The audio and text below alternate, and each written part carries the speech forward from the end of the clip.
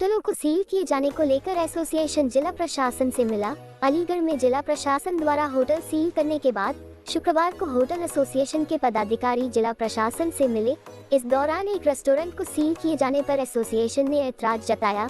अमृतसरी जायका एक ढाबा नुमा होटल है। एसोसिएशन ने कहा कि उनके पास फूड लाइसेंस और नगर निगम का रजिस्ट्रेशन है। हालांकि एसीएम ने बताया कि जरूरी मानक पूरे किए जाने पर रेस्टोरेंट की सील खोल दी जाएगी। 3 दिन पहले रेलवे स्टेशन के पास रोशनी होटल में आग लगने से एक व्यक्ति की मौत हो गई थी। इसके बाद 6 होटल और एक रेस्टोरेंट को सील किया गया।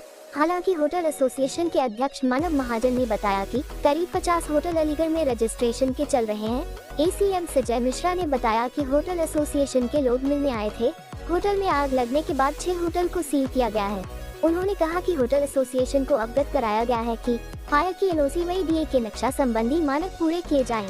हमारे एसोसिएशन के एक सदस्य हैं हमारे अमृतसरी जायका, उनके रेस्टोरेंट को सील किया गया। तो हमें संबंध में मिले थे कि भाई उनके पास फूड लाइसेंस है, नगर निगम का लाइसेंस है, छोटा सा 10 सीटर एक ढाबा है, तो उसको सील किया गया है। मिले थे तो एसीएम महोदय ने कहा कि मैंने इनके लाइसेंस मंगाए, लाइसेंस दिखा देंगे, ठीक है, इस संबंध में मिले थे हम। क्या घटना हुई थी जिसके बाद सील की कार्रवाई की गई? देखिए, घटना अभी परसों की घटना है, बड़ी दुखद घटना है। सबसे पहले तो हम उस घटना में जो हमारा एक बहुत ही सम्मानित व्यापारी भाई उसकी मृत्यु हुई है, हम होटल एसोसिएशन की ओर से बड़ा दुख व्यक्त करते हैं और इस दुख की घड़ी में उस परिवार के साथ हैं।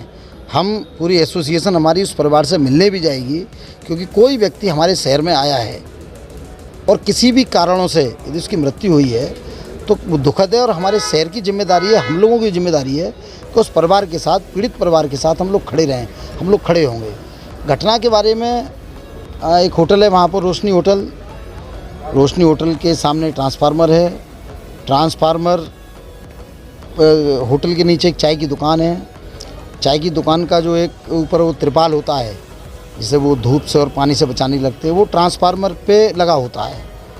हालांकि हम लोग बार बार मना करते हैं कि ट्रांसफार्मर से दूर रहना चाहिए, लेकिन ठीक है, कुछ लोग फिर भी भूलवश ऐसा काम करते हैं और बड़ा कारण बनती हैं।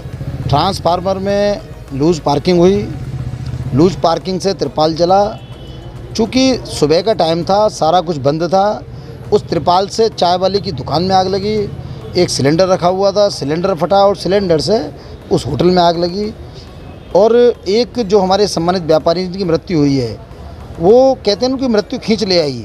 वो बाहर निकल आए थे, लेकिन चूँकि गरीब व्यक्ति थे, गरीब व्यापारी थे, उनका पैसा रखा हुआ था, उस पैसे को लेने के लिए दोबारा जब वो घुसे तो वहाँ पर जो काला धुआं था वो धुएं से घिर गए और गिरने के बाद वो उनकी दुखद मृत्यु हो गई। अध्यक्ष जी, ये बताइए, इससे पहले भी होटलों में 2 घटनाएं हुई हैं जिसमें लोगों की मौत हुई है।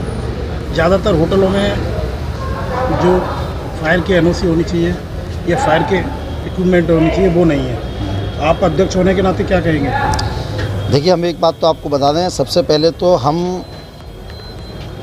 हमारे एसोसिएशन की जो मेंबरशिप है, हम मेंबरशिप जब भी देते हैं जब या तो आदमी के पास लाइसेंस हो, सरकारी जो औपचारिकता है वो पूरी हो, या वो पूरी करने की प्रक्रिया में हो, हम केवल उन्हीं को मेंबर अपना बनाते हैं।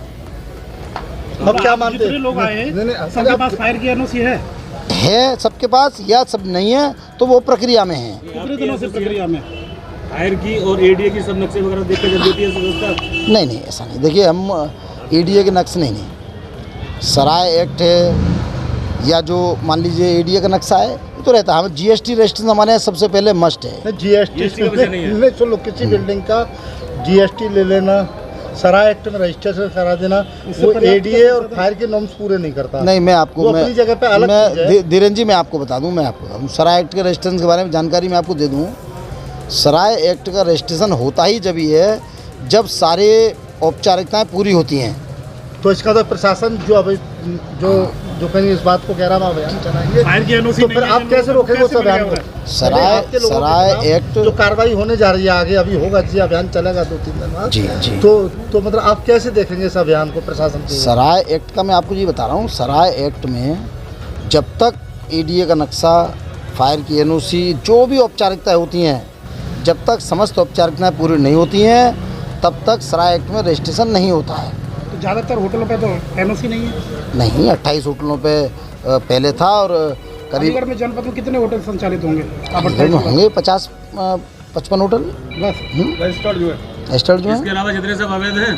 नहीं, हम कैसे कहते हैं जब हमारे मेंबर ही नहीं है? नहीं, हम कैसे कहते हैं? मेंबर आपका वो देखिए, है, हम किसी भी ओयो वाले को मेंबर नहीं बनाते हैं, ठीक है? बिना जीएसटी वाले मेंबर नहीं बनाते, तो हमें क्या पता लगेगा कि वो होटल खोल लिया है किसी ने, क्या खोला पाम नहीं ट्री की खोला। बात करें, पाम ट्री पे है आपका? पाम ट्री के पास अब एनओसी ये है? तो पाम ट्री वाले बताएंगे भाई, आपके वो फायर नहीं की है? एनओसी है, ये तो पाम ट्री वाले आपके बताएंगे वो है ना मेंबर। हैं। हमें प्रोविजन हमारे- एनओसी है, क्लियर एनओसी, 2 एनओसी अब होती ये है। देखिए, प्रोविजन होती है और फाइनल भी है। फाइनल है। अधिकांश पे है, सब पे जो है अच्छी बात होना चाहिए। जरूरी है, नॉर्म्स पूरे करे जा रहे हैं। होटल एसोसिएशन के लोग अभी मिलने आए थे, तो अभी 2-3 दिन पहले एक आगजनी की घटना हुई जिस पर कि एडीए के द्वारा 5-6 होटल्स को सील किया गया। तो इनको बिल्कुल अवगत करा दिया गया है कि फायर को लेकर के और सारी एनओसी को लेकर के सारे नॉर्म्स स्पष्ट रखे जाएं। तो इसी संबंध में वो लोग मिलने आए थे। क्या कहा है? हाँ, सारे होटल मालिक या उनकी एसोसिएशन से कहा गया है कि वो अपने होटल्स की जितनी भी एनओसीज़ हैं वो ले लें, फायर सेफ्टी पर विशेष सुरक्षा रखें, विशेष ध्यान रखें। इस संबंध में एडीएम-एफआर मैडम द्वारा भी एक लेटर निर्गत किया गया है कि शहर में जितने भी होटल हैं उनकी फायर और उनकी और सारी एनओसी से सराय एक्ट एवं एडीए प्राधिकरण द्वारा जारी किए गए डॉक्यूमेंट्स की भी जांच कर ली जाए। नहीं, क्या ये बताइए, जो शहर में तमाम अवैध होटल अब भी चल रहे हैं जिन पर फायर की एनओसी नहीं है या एडीए का नक्शा प्रॉपर पास नहीं है, तो क्या ऐसे होटलों के खिलाफ आगे कार्रवाई जारी रहेगी प्रशासन की?